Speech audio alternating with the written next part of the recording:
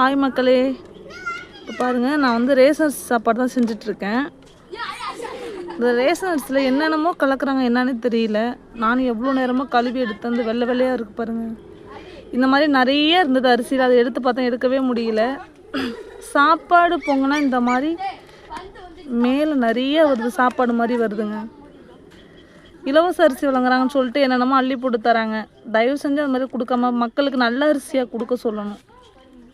ஆமாம், இங்கே பாருங்கள், நீங்களே பாருங்கள் எவ்வளோ அது பாட்டு கிளம்பி வருது பாருங்கள். இது மாதிரி சாப்பாடு இன்னும் வேகவே இல்லை சாப்பாடு, ஆனால் அது மாதிரி வெந்த மாதிரியே மேலே கிளம்பி வருது.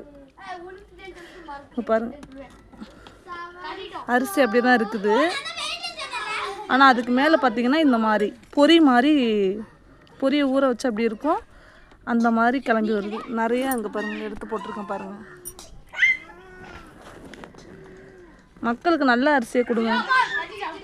இலவச அரிசி கொடுக்குறவங்க பேரில் தயவு செஞ்சு இந்த மாதிரி ஏதாவது ஒன்று எடுத்து போட்டு மக்கள் கொடுக்காதீங்க. நிறைய மக்கள் இதை சார்ந்து நிறைய பேர் இருக்காங்க.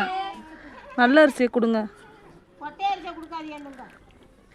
கொட்டரிசி கொடுத்தா கூட இட்லிக்கு உதவும். இந்த மாதிரி அரிசியில் நிறைய கலப்படத்தை கலந்து கொடுக்குறாங்க. இது என்னன்னே தெரிய மாட்டேங்குது. என்ன அரிசியை இது பண்ணி பேஸ் பண்ணி கொடுக்குறாங்கன்னே தெரியல.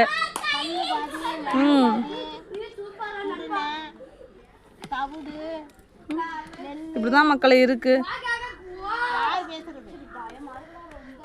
நம்ம தான் பேசிகிட்டு இருக்கோம், மக்கள்கிட்ட பேசிகிட்டு இருக்கோம். இதை இலவச அரிசி கொடுக்குற மக்கள்கிட்டையும் இது போய் சேரணுங்கிறது தான் எங்களுடைய குறிக்கோள்.